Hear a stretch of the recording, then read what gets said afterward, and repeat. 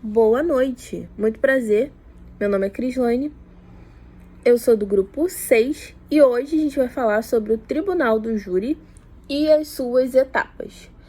Antes de mais nada, o que é o Tribunal do Júri? Ele é um órgão especial do Poder Judiciário que é reconhecido pela nossa Constituição. O júri ele é marcado por duas características. A primeira característica é que o júri é um órgão colegiado, ou seja, a decisão final é dada por um grupo de pessoas e não só por uma pessoa, como acontece em procedimentos penais comuns. Além disso, o júri é um órgão heterogêneo, pois é composto por um grupo de jurados que são pessoas do povo, que são leigas e que não possuem conhecimento jurídico.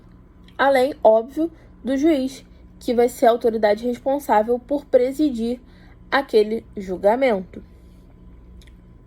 Além disso, vamos destacar a competência do Tribunal do Júri.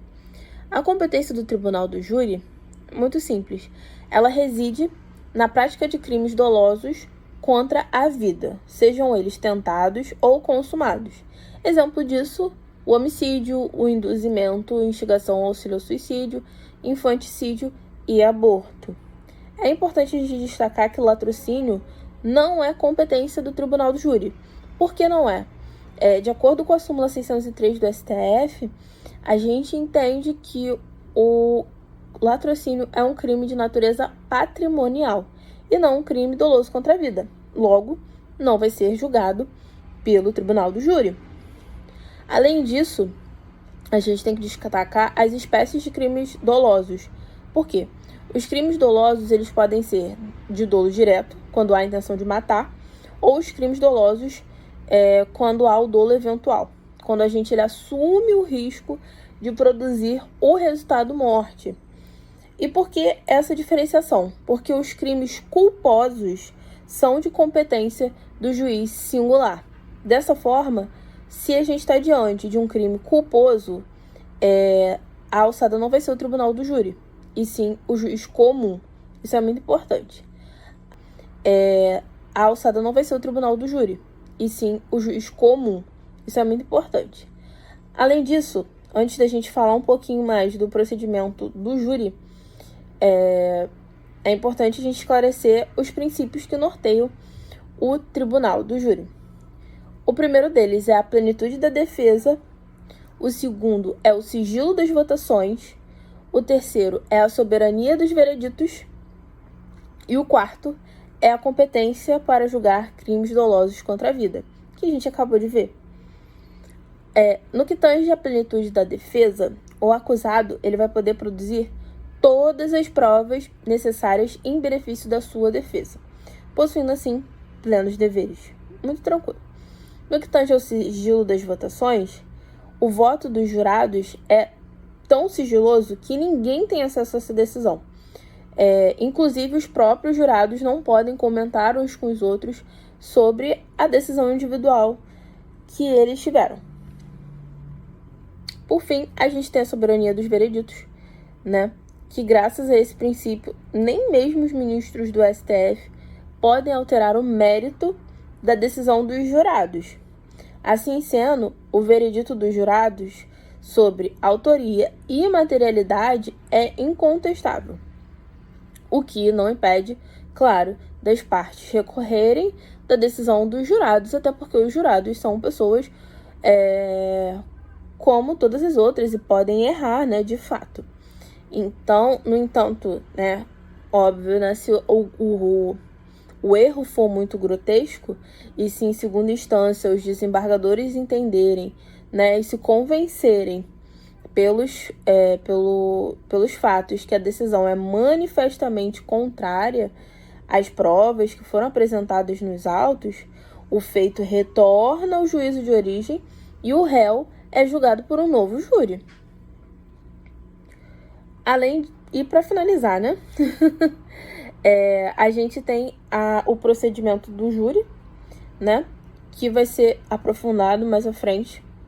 Mas ele basicamente é bifásico, ou seja, o procedimento do júri, ele é composto por duas fases distintas, que são o sumário da culpa e o julgamento em plenário, que a Isadora e o Rafael vão explicar em detalhes para vocês daqui a pouquinho. A alçada não vai ser o tribunal do júri, e sim o juiz comum. Isso é muito importante. Além disso, antes da gente falar um pouquinho mais do procedimento do júri, é importante a gente esclarecer os princípios que norteiam o tribunal do júri. O primeiro deles é a plenitude da defesa, o segundo é o sigilo das votações, o terceiro é a soberania dos vereditos e o quarto é a competência para julgar crimes dolosos contra a vida, que a gente acabou de ver. No que tange à plenitude da defesa, o acusado ele vai poder produzir todas as provas necessárias em benefício da sua defesa, possuindo assim plenos deveres. Muito tranquilo. No que tange ao sigilo das votações, o voto dos jurados é tão sigiloso que ninguém tem acesso a essa decisão. Inclusive, os próprios jurados não podem comentar uns com os outros sobre a decisão individual que eles tiveram. Por fim, a gente tem a soberania dos vereditos, né? Que graças a esse princípio, nem mesmo os ministros do STF podem alterar o mérito da decisão dos jurados. Assim sendo, o veredito dos jurados sobre autoria e materialidade é incontestável, o que não impede, claro, das partes recorrerem da decisão dos jurados, até porque os jurados são pessoas como todas as outras e podem errar, né, de fato.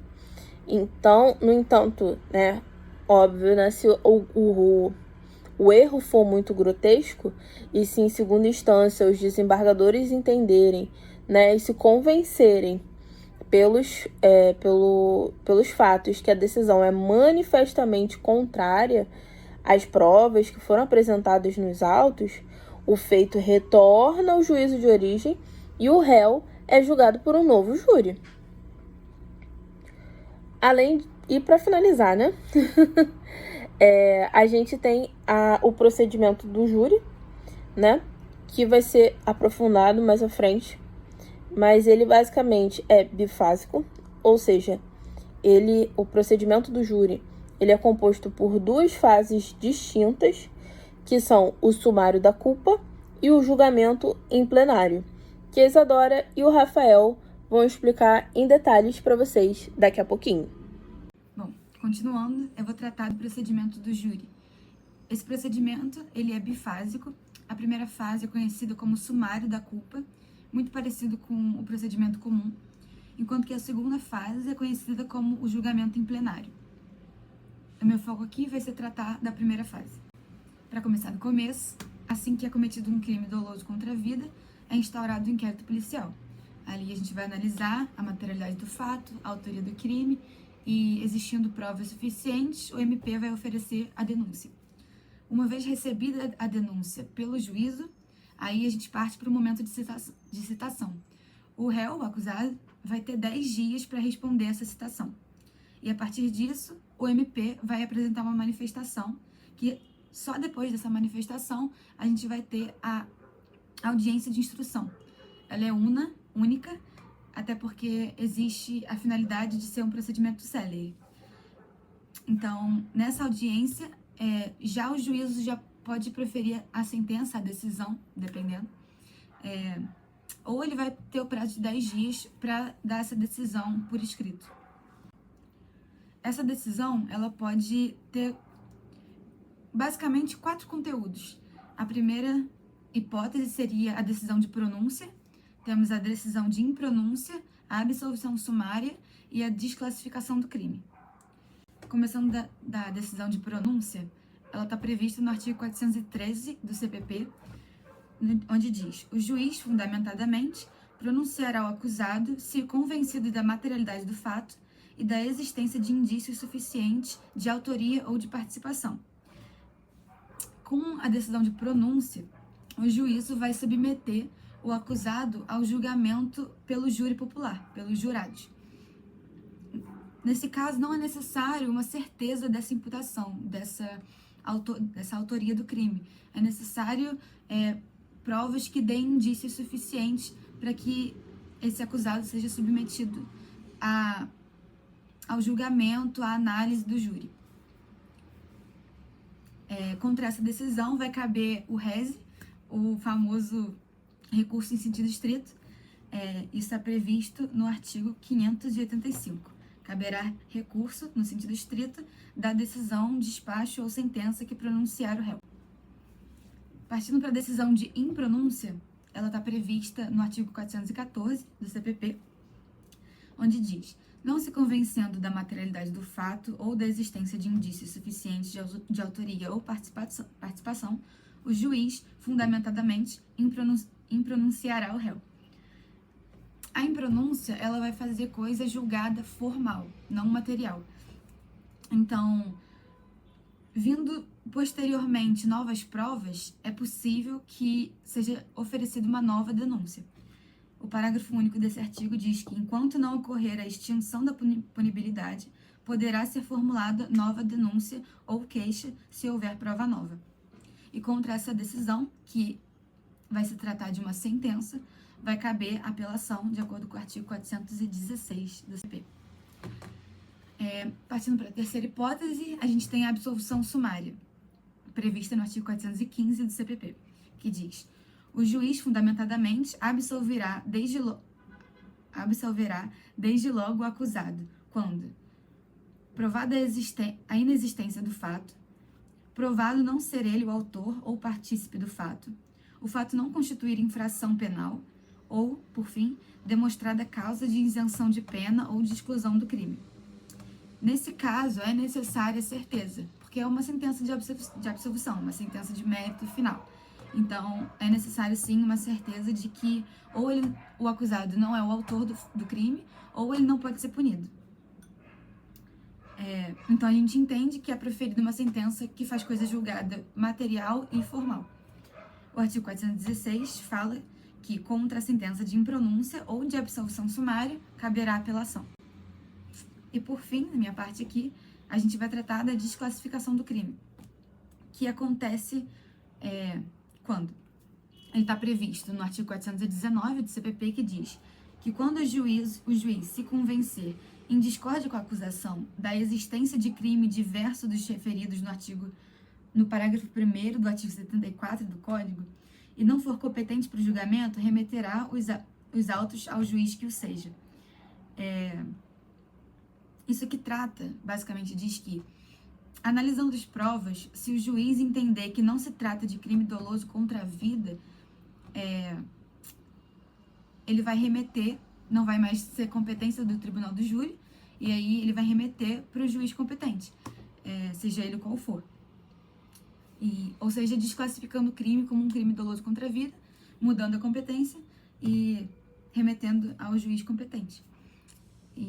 Bom, a minha parte é essa. Vou passar para o meu colega que vai tratar da segunda fase. Oi, gente. Eu sou o Bernardo e vou dar continuidade ao trabalho falando da segunda fase do Tribunal do Júri. A segunda fase do Tribunal do Júri se inicia depois da decisão de pronúncia do juiz singular e se encerra com a sentença em plenário ao final do procedimento de toda essa segunda fase de plenária do júri. No início, o juiz presidente, aquele responsável por presidir a sessão no plenário do júri, ele é responsável pela preparação para o julgamento. Isso está descrito entre os artigos 422 e 424 do Código de Processo Penal e, por exemplo, ele é responsável pela intimação da acusação e defesa para em 5 dias apresentar rol de até 5 testemunhas para a fase do plenário. Ele é responsável por deliberar sobre requerimentos de provas, ordenar diligências necessárias, fazer um relatório sucinto do processo e mandar incluí-lo na pauta da reunião do Tribunal do Júri. Bom, falando agora dos jurados, eles são escolhidos entre os cidadãos comuns, pessoas leigas, habitantes da comarca.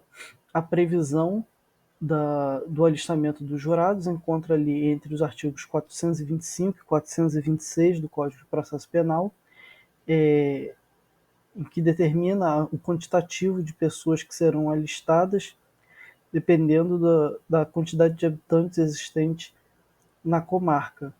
Por exemplo, 800 a 1.500 jurados nas comarcas de mais de 1 milhão de habitantes e 300 a 700 nas comarcas de mais de 100 mil habitantes e de 80 a 400 nas comarcas de menor população. Os jurados têm que ser pessoas maiores de 18 anos e de notória idoneidade moral, conforme dispõe o caput do artigo 436 do CPP, sendo um serviço do júri obrigatório e, entre seus parágrafos, tem a determinação de que nenhum cidadão poderá ser excluído dos trabalhos do júri ou deixar de ser alistado em razão de cor, etnia, raça, credo, sexo, profissão, classe socioeconômica, origem ou grau de instrução. Além disso, o próprio Código de Processo Penal faz uma ressalva, são hipóteses legais de isenção do serviço do júri. E esse rol está no artigo 437 do CPP, inclui presidente da República e ministros, governadores e secretários, membros do Congresso Nacional, das Assembleias Legislativas, câmaras distrital e municipais, prefeitos, magistrados, membros do Poder Judiciário, do Ministério Público, da Defensoria Pública, militares em serviço ativo, cidadãos maiores de 70 anos, dentre outros. Bem, quanto à composição do júri, o artigo 447 do CPP dispõe que ele será composto de um juiz togado, que será o presidente da seção do Tribunal do Júri, e por 25 jurados que serão sorteados dentre aqueles alistados na comarca. Desses 25, 7 constituirão um conselho de sentença em cada sessão de julgamento. E uma das coisas, um dos princípios, por exemplo, que são muito presentes nesse julgamento do Tribunal do Júri, é o princípio da incomunicabilidade dos jurados. Não poderão ter nenhum tipo de comunicação, conversa, para evitar a influência de um jurado sobre a íntima convicção do outro. Se dos 25 jurados sorteados, pelo menos 15 comparecerem à chamada do juízo, como dispõe o artigo 462 e 463 do CPC, pelo menos 15 comparecendo, então o juiz-presidente declarará instalados os trabalhos e anunciará o processo que será submetido a julgamento. Esses 15 compõem um quórum mínimo, a partir do qual serão sorteados 7 jurados que constituirão o conselho de sentença. Em relação às hipóteses de impedimento, elas vêm dispostas no artigo 448 e 449 do CPC, e entre as hipóteses previstas no Código, são impedidos de servir no mesmo conselho marido e mulher, ascendente e descendente, sogro, congenro e nora, e também, no caso de marido e mulher, esse impedimento também se estende às situações de união estável. Havendo essas situações de impedimento, por parentesco ou relação de convivência, os jurados serão excluídos. Também poderão ser excluídos nos casos de suspeição ou incompatibilidade. Mais à frente, nos artigos 468 e 469 do CPP, o Código trata sobre a recusa de jurados. Diz que à medida que as cédulas com o nome dos jurados forem sendo retiradas da urna, o juiz-presidente as lerá e então a defesa e depois o Ministério Público, nessa ordem, poderão recusar por até 3 vezes o jurado sorteado sem apresentar uma justificativa, isto é uma recusa imotivada, também chamada de recusa peremptória. Essa recusa pode ter como efeito o disposto no artigo 469 do CPP, parágrafos 1º e 2º, da separação de julgamentos, isto é, quando havendo mais 2 ou mais acusados, estes serão julgados em sessões separadas e não conjuntamente na mesma sessão. Em relação às recusas motivadas, elas poderão ser motivadas nas situações de incompatibilidade, suspeição ou impedimento do jurado, não sendo computada no número de recusas peremptórias, isto é, no número de recusas imotivadas. Depois de sorteado e formado o conselho de sentença, o juiz-presidente fará aos jurados uma exortação, isto é, fará com que eles prestem um compromisso dos jurados, que está disposto no artigo 472 do CPC e tem o seguinte texto, abre aspas, em nome da lei, concito-vos a examinar esta causa com imparcialidade e a proferir a vossa decisão de acordo com a vossa consciência e os ditames da justiça. Fecha aspas. Os jurados então responderão, assim o prometo, e assim se conclui o compromisso dos jurados. Após isso, eles receberão cópias da pronúncia e de demais decisões que tenham julgado admissível a acusação, além do relatório do processo. Em relação à situação denominada como estouro de urna, é uma situação que ocorre quando se torna impossível formar um conselho de sentença no plenário do júri por insuficiência de jurados, do quantitativo de jurados necessários para a instauração da sessão de julgamento.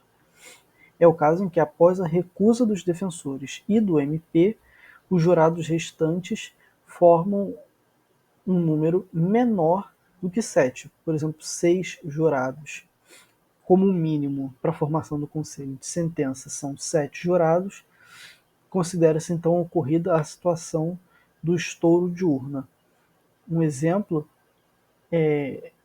no caso de havendo 3 acusados e o defensor de cada acusado recusa o máximo de 3.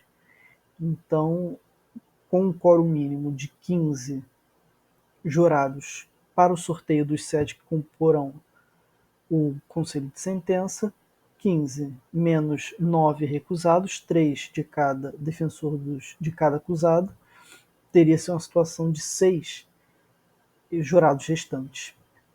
Um efeito desse estouro de urna é que o julgamento será adiado para o primeiro dia desimpedido, conforme dispõe o artigo 471 do CPP. Boa noite, pessoal, tudo bem? Meu nome é Rafael. Vou falar aqui agora sobre o desaforamento. Bom, o Código Penal ele prevê a possibilidade de desaforamento e os artigos 427 e 428 do CPP eles trazem as condições em que deve ocorrer esse desaforamento e elas são as seguintes. Quando houver dúvida sobre a imparcialidade do júri, pode ocorrer o desaforamento. Quando não houver certeza que o júri é parcial, esse desaforamento ele pode ocorrer. Ele ocorre também quando a segurança pessoal do acusado ela for ameaçada, quando ela não estiver sendo garantida, pode ocorrer o desaforamento. E ocorre também quando for de interesse da ordem pública. Por algum motivo maior, for interesse da ordem pública que haja essa mudança, ela pode ocorrer. E uma quarta condição que eu trouxe aqui no slide é quando for comprovado o excesso de serviço. E o que seria isso, esse excesso de serviço? Se for comprovado que o julgamento ele não puder ser realizado dentro de um período de 6 meses, contando do trânsito em julgado da decisão de pronúncia. Então, se for provado ali que ele não vai poder ser realizado nesses 6 meses, ocorre esse desaforamento e é mudado o local onde vai ser julgado o caso. Bom, agora falando um pouco aqui sobre a instrução em plenário, outra fase aí da segunda etapa do Tribunal do Júri. O artigo 473, ele diz que, prestado o compromisso pelos jurados, será iniciada a instrução plenária quando o juiz presidente, o Ministério Público, o assistente, o querelante e o defensor do acusado tomarão sucessiva e diretamente as declarações do ofendido, se possível, e inquirirão as testemunhas arroladas pela acusação. Para a inquirição das testemunhas arroladas pela defesa, o defensor do acusado ele formulará as perguntas antes do Ministério Público e do assistente. As partes e os jurados eles poderão requerer acariações, reconhecimento de pessoas e coisas e esclarecimento dos peritos, bem como a leitura de peças que se refiram exclusivamente às provas colhidas por carta precatória e às provas cautelares antecipadas ou não repetíveis. Em qualquer momento ali, né, os jurados eles vão poder pedir que seja esclarecido para eles. É importante que fique bem claro durante todo o processo o que está acontecendo, por que está ocorrendo, para que eles possam ter um melhor julgamento, né? Principalmente porque são pessoas leigas, então é importante que o processo seja bem transparente para eles, para que não haja influências no julgamento. Bom, falando aqui agora sobre o debate oral, no primeiro momento é concedida a palavra ao Ministério Público, que fará acusação nos limites da pronúncia, sustentando a existência do agravante quando for o caso. O assistente de acusação ele falará logo depois do MP, e o tempo para acusação ele é de 1h30, devendo ser distribuído se houver mais de um acusador. Depois é passada a palavra para a defesa, que também conta com 1h30, devendo igualmente ser distribuído o tempo se houver mais de um defensor. A acusação ela poderá replicar e a defesa treplicar, sendo admitida a reinquirição de testemunhos já ouvida em plenário. O tempo será de 1 hora para a réplica e 1 hora para a tréplica. Na hipótese de ter mais de um acusado, o tempo para a acusação e a defesa será acrescido de 1 hora e elevado ao dobro o da réplica e da tréplica. Também nesse debate não poderão ser feitas menções sob pena de nulidade. A decisão de pronúncia, as decisões posteriores que julgaram admissível a acusação ou a determinação do uso de algemas como argumento de autoridade que beneficiam ou prejudiquem o acusado, e ao silêncio do acusado ou à ausência de interrogatório por falta de requerimento em seu prejuízo. Bom, não será também permitido no debate a leitura de documento ou exibição de objeto que não tiver sido juntado aos autos com antecedência mínima de 3 dias úteis, dando-se ciência à outra parte. Isso acontece por causa do princípio do contraditório e da ampla defesa, para que a outra parte não seja surpreendida por um documento ali na hora que ela nem sabe qual a procedência. Concluídos esses debates, os jurados eles serão indagados pelo juiz-presidente se estão aptos para o julgamento ou se precisam de outros esclarecimentos. Se houver dúvida sobre questão de fato, o juiz ele poderá prestar esclarecimentos à vista dos autos. De novo, destacando a importância de estar claro para os jurados todo o andamento do processo. Bom, é facultado aos jurados obter acesso aos autos e ao instrumento do crime durante todo esse debate. Se a verificação de qualquer fato reconhecida como essencial para o julgamento da causa não puder ser realizada imediatamente, o juiz-presidente ele dissolverá o conselho, ordenando a realização das diligências entendidas necessárias. E se a diligência ela consistir na produção da prova pericial, o juiz-presidente ele desde logo nomeará perito e formulará requisitos facultando as partes a também formulá-los e indicar assistentes técnicos em um prazo de 5 dias. Oi, meu nome é Isadora, eu vou falar um pouquinho sobre os quesitos, o que eles são e como eles ocorrem, né, como ocorre a leitura desses quesitos, e depois eu vou falar também um pouquinho sobre a sentença. Então, os quesitos nada mais são do que perguntas elaboradas pelo juiz, é um questionário elaborado pelo juiz, com perguntas específicas sobre o caso, né, abordando os principais pontos da acusação e da defesa, com o objetivo de ajudar os jurados na tomada de decisão sobre a culpabilidade do réu. Né? Então, essas perguntas elas precisam ser claras e objetivas, capazes de responder sobre a materialidade e autoria do acusado. Então, além dele ter que formular essas perguntas, formular esse questionário, o juiz vai precisar também ler e apresentar, explicar esse questionário no plenário, publicamente, e precisa se manter imparcial e neutro, né, para que não transpareça qualquer inclinação pessoal. E aí, após a leitura desses quesitos, né, os jurados vão para uma sala secreta e para fazer a votação. Mas agora eu vou falar também sobre a ordem dos quesitos.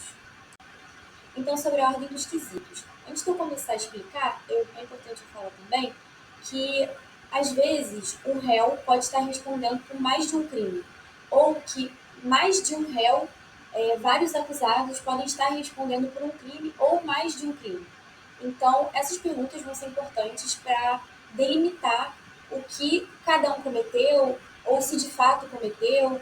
Às vezes pode ter cometido um crime e não ter cometido outro. Enfim, essas perguntas vão ser importantes para depois, na sentença, se de fato tiver acontecido o crime, o juiz conseguir calcular direitinho a pena.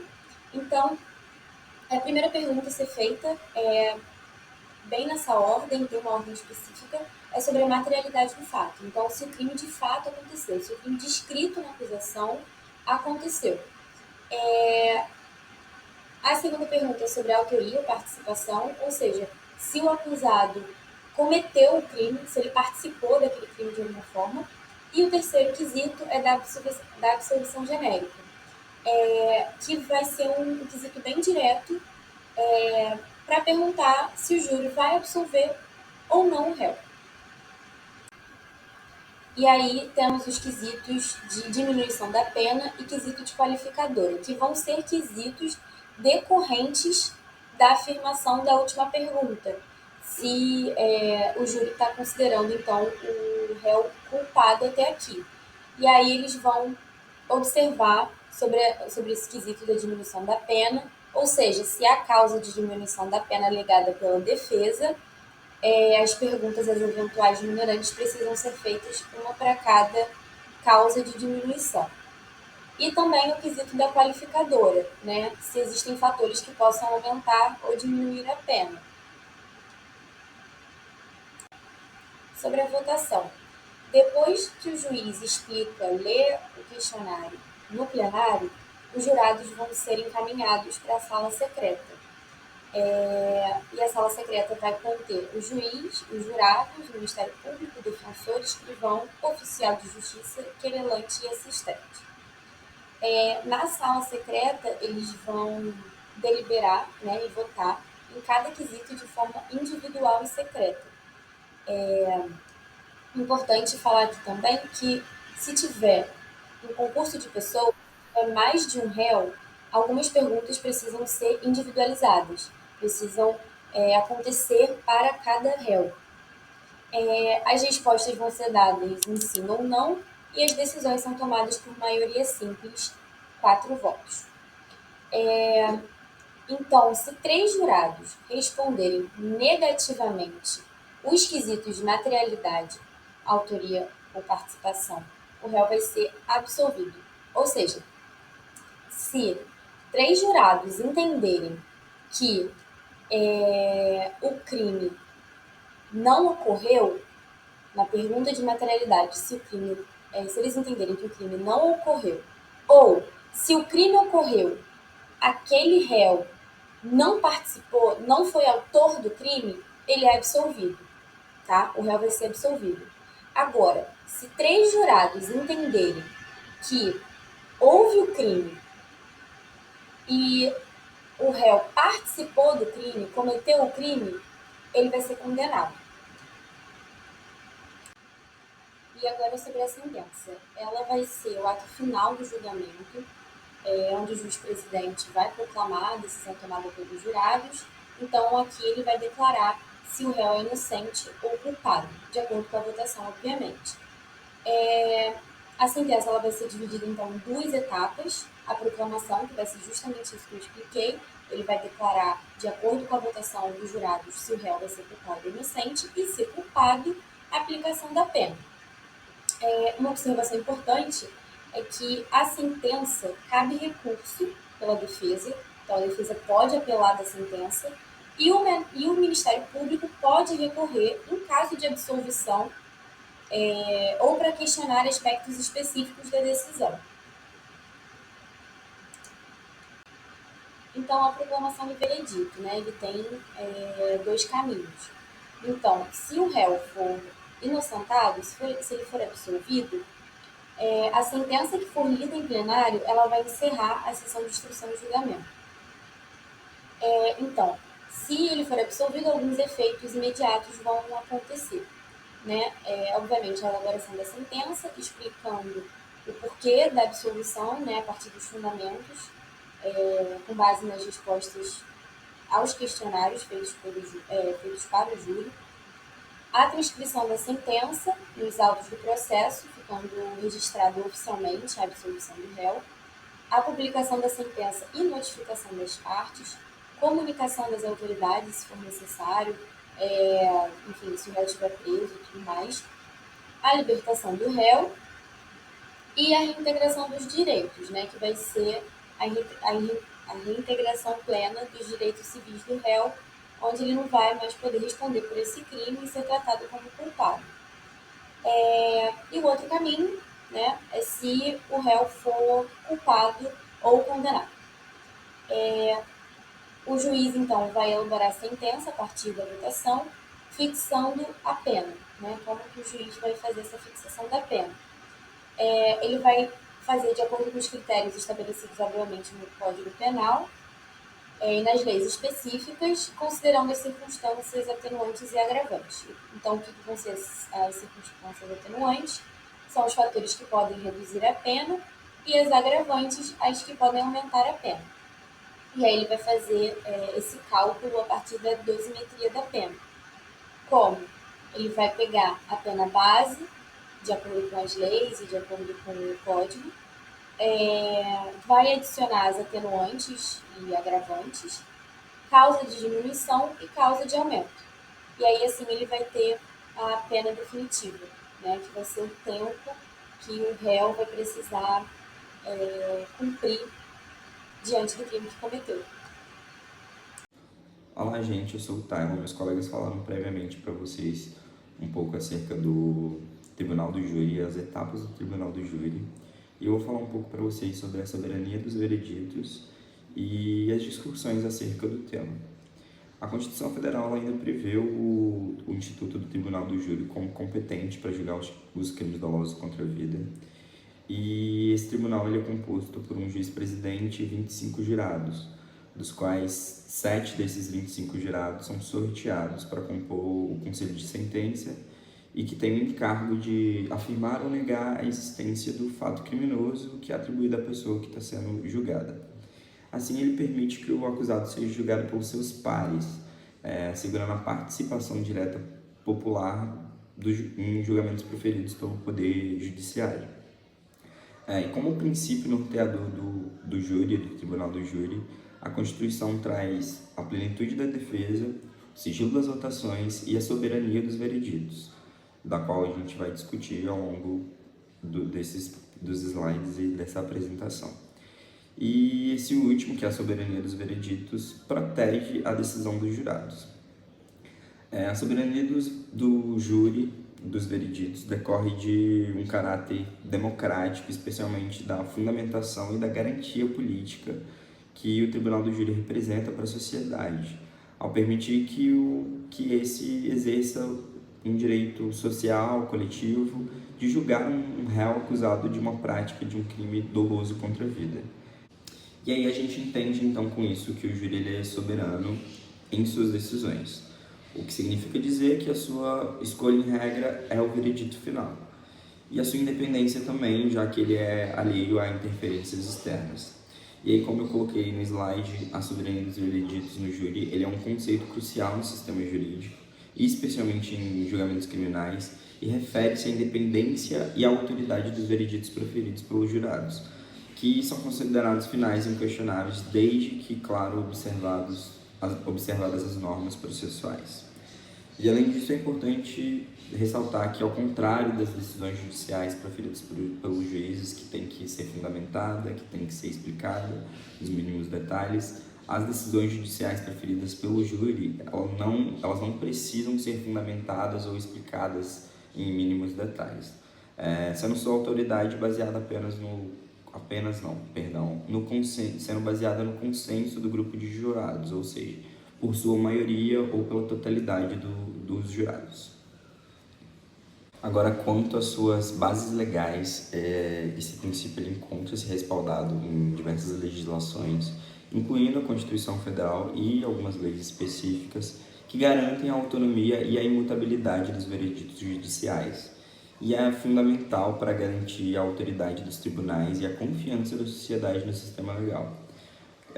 Como eu coloquei no slide, ele é respaldado pela Constituição Federal no seu artigo 5º, inciso 38, a linha C, e também pela lei que regulamenta o procedimento do Tribunal do Júri.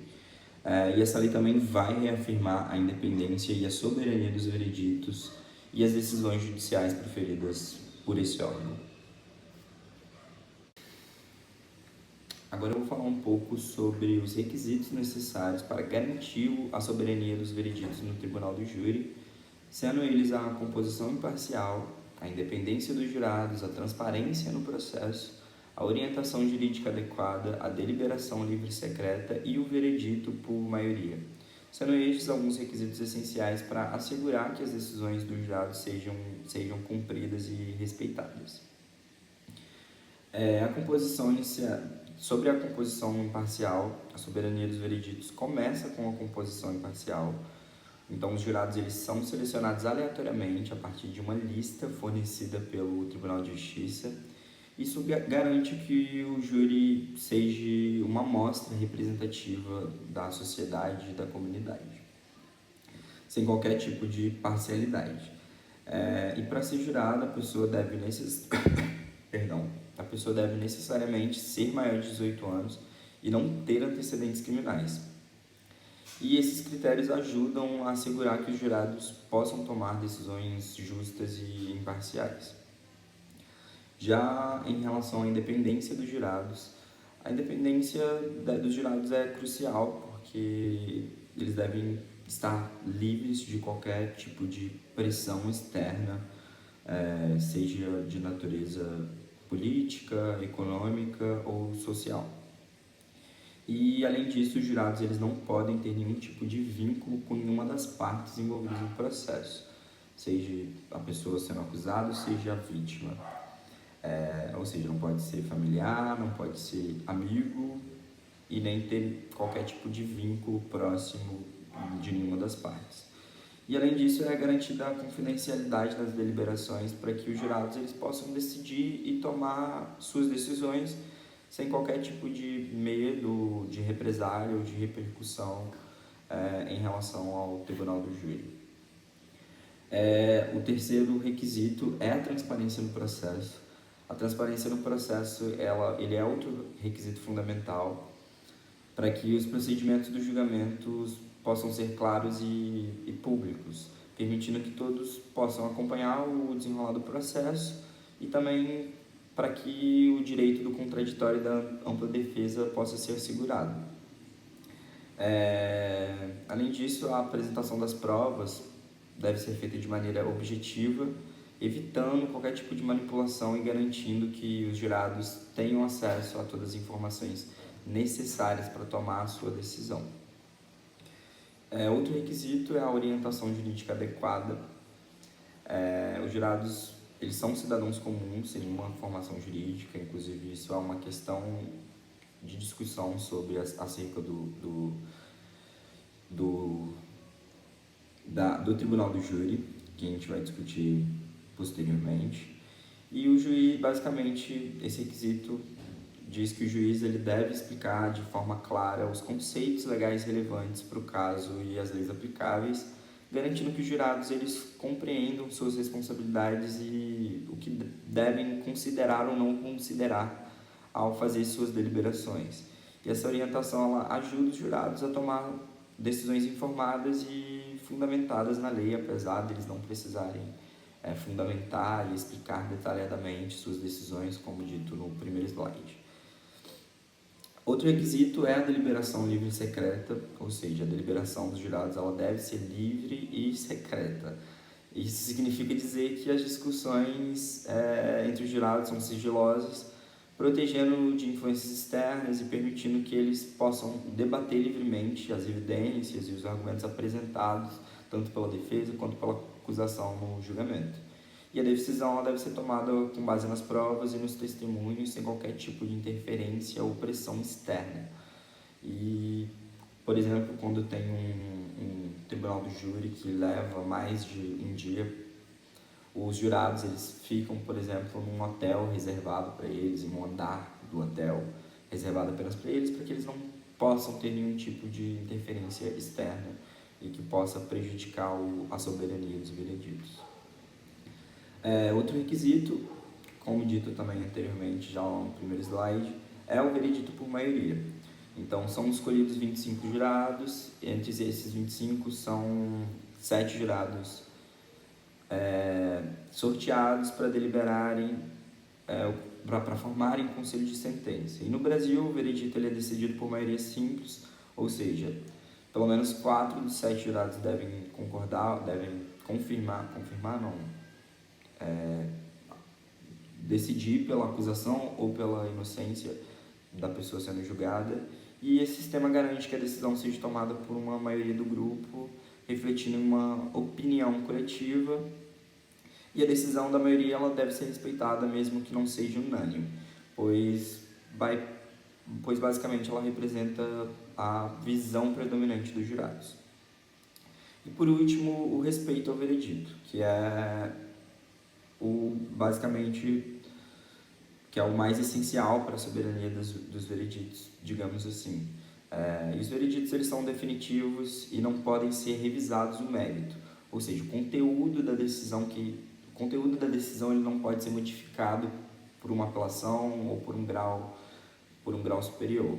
Basicamente ele pode ser anulado, ele pode ser apelado, mas nessa apelação os juízes eles vão decidir apenas quanto se vão manter ou se vão anular a sentença deliberada pelo tribunal do júri, ele não pode ser modificado.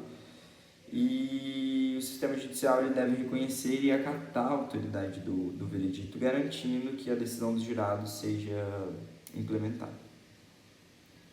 Bom, agora eu vou falar um pouco sobre a revisão criminal e a soberania dos vereditos e a mudança feita pelo STF. Com base no artigo 593 do Código de Processo Penal, cabe apelação contra a decisão do tribunal do júri quando ela for manifestamente contrária à prova dos autos. E segundo esse mesmo artigo, esse recurso ele pode ser interposto apenas uma vez, independente da parte que tenha recorrido. E é nesse ponto que se inicia a discussão acerca do princípio da soberania dos vereditos. Os oposicionistas do tribunal do júri criticam duramente essa soberania, apontando que, apesar de ser uma garantia constitucional, ela coloca o poder de decisão nas mãos de um juiz leigo, que não precisa fundamentar sua decisão e vota apenas com a sua consciência. E, por outro lado, os juristas favoráveis ao tribunal argumentam que a soberania dos vereditos é uma essência do tribunal popular e assegura o efetivo poder jurisdicional, e não apenas a emissão de um parecer que poderia ser rejeitado por qualquer outro magistrado togado. No entanto, essa soberania não seria absoluta, pois ela entraria em conflito com o princípio do duplo grau de jurisdição, que permite ao tribunal togado rever a decisão do conselho de sentença. E quando há confronto entre esses dois princípios, o segundo ele deve prevalecer apenas nos casos em que a decisão for manifestamente contrária à prova dos autos, como dito anteriormente. Nesses casos, o Tribunal do Segundo Grau, ao considerar o procedente o apelo, ele determina um novo julgamento pela mesma instituição popular, sem substituir a vontade do povo na aprovação do veredito. Se o plenário do júri, o conselho de sentença, condenar uma pessoa e a prova não justificar isso, ou então não tem nenhuma prova para condenar, ou a condenação é contrária à prova, pode haver um recurso da defesa ou até mesmo do Ministério Público, nesse caso a defesa já teria recorrido, e o tribunal vai ver se realmente essa condenação não tem uma base legal, ou se as provas não dizem nada nesse sentido. Ou seja, o tribunal ele não reforma e condena, o tribunal ele não reforma e absolve, ele não muda o sentido da decisão. O que o tribunal faz não, essa decisão do plenário realmente foi equivocada, novo júri. E aí é uma nova chance para a sociedade analisar com mais cuidado um júri que pode ter tido algum problema, enfim. Então, se o julgamento ele for contrário ao que tem no processo, se for uma tese absolutória absurda, pode anular e julgar de novo. E se absolver de novo, acabou. Ou vice-versa, se foi absolvido, pode julgar de novo e condenar. Se for condenado, de novo, acabou. E se for condenado, pode julgar de novo e absolver sem problemas e aí acabou. E aí houve uma mudança, porque esse era o sistema posto, né, até 2020. Chegamos em 2020, nós tivemos mudança nesse entendimento, notadamente concentrada na primeira turma do STF, conforme é citado no habeas corpus 178.777 de 2020, Minas Gerais, falando que, em razão do princípio da soberania dos vereditos, não pode ser revisada a absolvição do júri. A condenação, tudo bem, porque eu vou impor algo aos cidadãos e a sua liberdade, vou condená-lo por um crime. No caso, o jurado optou pela absolvição, assunto encerrado. E aí, dentro dessa situação de absolvição, nós tivemos outro precedente, também do STF, mas esse mais ou menos na linha do que o Supremo já vinha dizendo até então, que é o habeas corpus 107.906, agora de São Paulo, falando que no recurso judiciário pode ver se aquela tese é absurda. Não tem nada que justifique uma condenação. Então, a tese, A tese de absolvição é absurda, a prova é escancarada, tem filmagem, o réu é confesso, ou seja, o julgamento ele é completamente ao arrepio da lei e das provas. Então, pode ser determinado que julgue novamente. Então, o entendimento do STF era, se forem teses viáveis, cabe ao conselho de sentença decidir e não ao judiciário. Ou seja, a tese que a defesa trouxe ou que o próprio réu trouxe no interrogatório possibilita um desenvolvimento, é razoável, não é absurdo, é juridicamente aceito, ok. Então, voltando, a grande mudança feita no final de 2020 é a primeira turma da Suprema Corte, dizendo que o princípio da soberania é quase que um princípio absoluto, Absolveu, acabou. Por quê? Porque o júri absolveu, não cabe ao judiciário interferir. E aqui eu encerro a minha parte. Obrigado. Prezados, boa noite. Meu nome é Marcelo Oliveira e eu vou estar falando aqui um pouco sobre o quesito genérico, o terceiro quesito. Ele está presente no artigo 473, inciso 3º do Código de Processo Penal, e ele foi incluído através da reforma de 2008 do Código de Processo Penal. O quesito genérico nada mais é que a pergunta, abre aspas, o réu deve ser absolvido? O acusado, no caso. Essa questão será feita após a pergunta dos dois primeiros quesitos, que tratam da autoria e da materialidade do fato, podendo, nesse momento, os jurados absolverem o réu independente do que foi apresentado nos autos das provas constituídas ali. Esse quesito ele defende ele é a representação do princípio da soberania do veredito do júri. Esse princípio presente na nossa Constituição Federal, no artigo 5º, inciso 38º, e ele vem também para cumprir esse papel do tribunal do júri, que é justamente perguntar a esses representantes da sociedade a opinião deles sobre a pessoa que está ali sendo julgada, se ela tem condições ou não de voltar a viver em sociedade, apesar de ter ou não ter, né, dependendo do julgamento, cometido, dependendo da materialidade do fato, cometido aquela infração. Podemos ver que se chama, né, o quesito genérico justamente por ele não precisar de uma fundamentação, de uma tese de defesa. O jurado pode simplesmente se convencer, né, a partir do seu livre conhecimento, do seu íntimo conhecimento, né, por questões pessoais, pelas questões de como enxerga a sociedade, e tá tudo bem, porque esse é o papel do quesito genérico, justamente dar voz aos representantes da sociedade ali trazidos para julgar. O quesito genérico tratado anteriormente traz bastante divergência consigo, tanto doutrinária quanto jurisprudencial, tendo em vista que, por conta desse seu teor genérico, que abria essa possibilidade de absolvição independente do que foi constituído nos autos, pode ser que aconteça uma absolvição de forma manifestamente contrária ao que foi trazido nos autos. Quer dizer, pode existir comprovação mais do que suficiente tanto da materialidade do fato, também da autoria. Entretanto, por motivo diverso, os jurados, ao responder o terceiro quesito, respondam pela absolvição do réu. Dessa forma, existe uma certa parte da doutrina que entende que, quando isso ocorresse, caso os jurados, apesar do que foi comprovado nos autos, decidam pela absolvição, eles estariam ali incorrendo então no que consta no artigo 593, inciso 3º, a linha D do Código de Processo Penal, que justamente diz que cabe apelação da decisão do tribunal do júri que seja manifestamente contrária às provas constituídas nos autos. Entretanto, eu acho que o entendimento majoritário nessa questão é justamente de que o artigo 593, inciso 3, a linha D, ele cabe a aplicação dele apenas quanto aos dois primeiros quesitos, quanto à autoria e quanto à materialidade, tendo em vista que, caso seja comprovado nos autos sem dúvida alguma, por exemplo, a materialidade do fato, como que se os jurados ao responderem que não, o fato não ocorreu, eles estariam incorrendo em uma inverdade, ali não é algo genérico ou algo subjetivo, é algo objetivo que deveria ser respondido, né, da forma correta.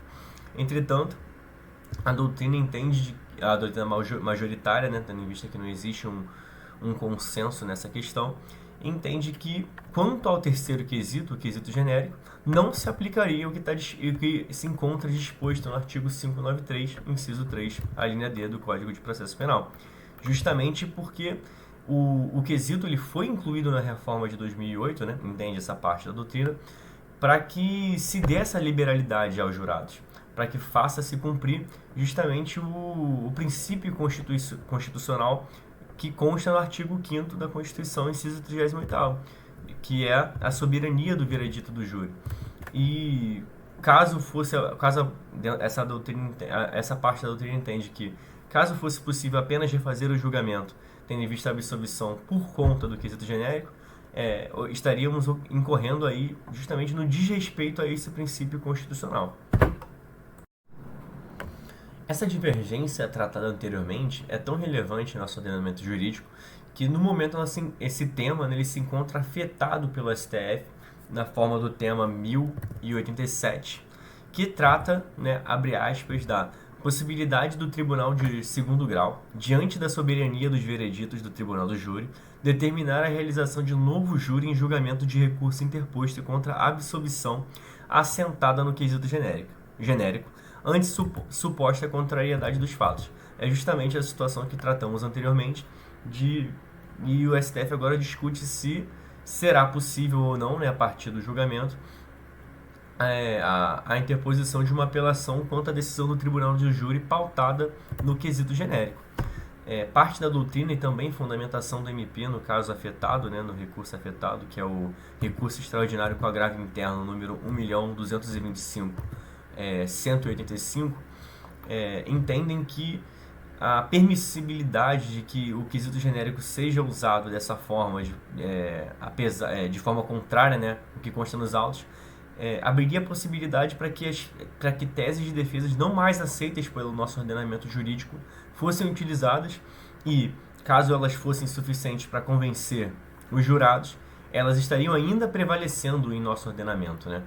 Um exemplo dado até na fundamentação do Ministério Público, nesse caso afetado, é a possibilidade da utilização da tese de legítima defesa da honra, que é uma tese já superada, né? Ela foi declarada inconstitucional pelo STF, e foi uma tese imortalizada, né? No caso Doca Streets, no caso Ângela Diniz, em que essa tese ela foi utilizada em um tribunal do júri e funcionou, né? O réu foi absolvido, no caso ele foi condenado a uma pena de apenas 2 anos, então dentro de um crime de homicídio doloso seria considerado foi considerado à época como se fosse uma absolvição, né?